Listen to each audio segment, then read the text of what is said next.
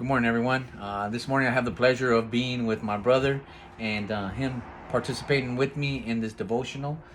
Today's scripture reading is coming out of the book of John, chapter 13, verse 34 and 35. It reads, "A new commandment I give to you, that you love one another just as I have loved you. You also are to love one another. And by this, all people will know that you are my disciples, if you have love for one another." Now, it's real easy to get caught up in just the narrative of Jesus, the life, death, and resurrection of Jesus Christ. A lot of us can rehearse that.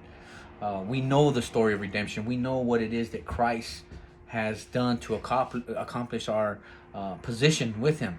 You know, the fact that, His death has paid the price for our sin, and now we have this beautiful relationship with the Father.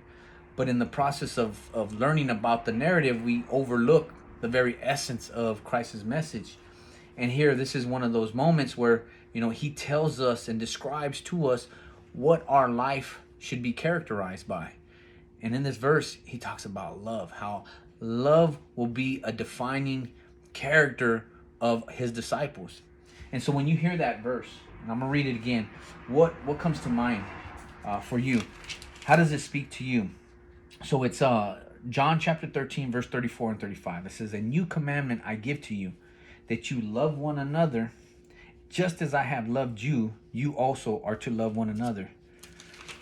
By this, all people will know that you are my disciples, if you have love for one another."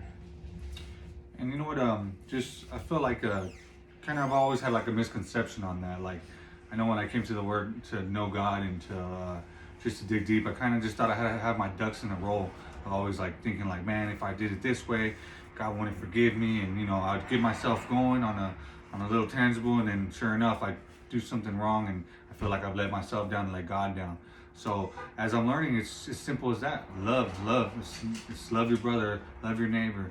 Love God, and just not to be lost in the sense of like just not understanding that. It's simple as that. It's love, and that's what I feel. And you mentioned the simplicity of the message, and the simplicity is love. And if you notice, one of the things that stands out to me is that he says, "A new commandment I give to you, that you love one another just as I have loved you." So here he's saying that like the love that he's displayed to us is a reference point.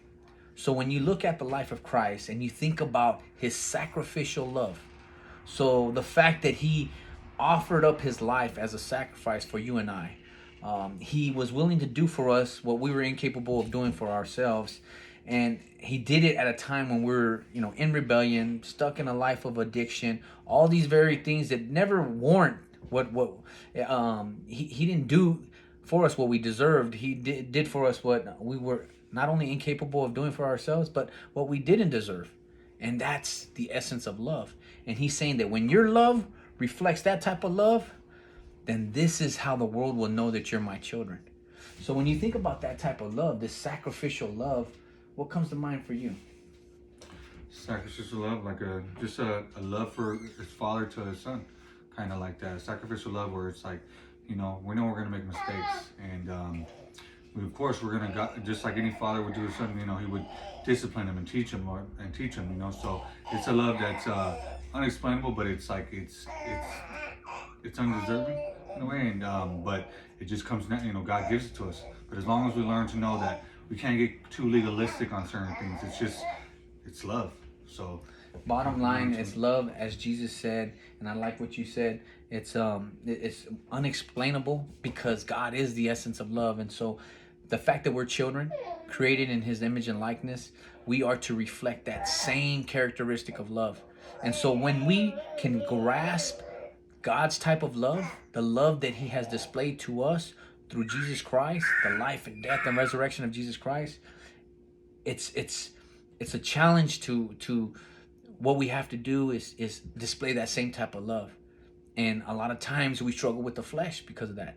We want to reject people. We want to repel people. We don't want nothing to do with certain people. And yet here God say, no, you got to love one another as I have loved you. And so the same way that he has loved us when we were unlovable, we have to find ourselves doing the same thing. And that's the essence of the message. And like you said, Very simple. Simple.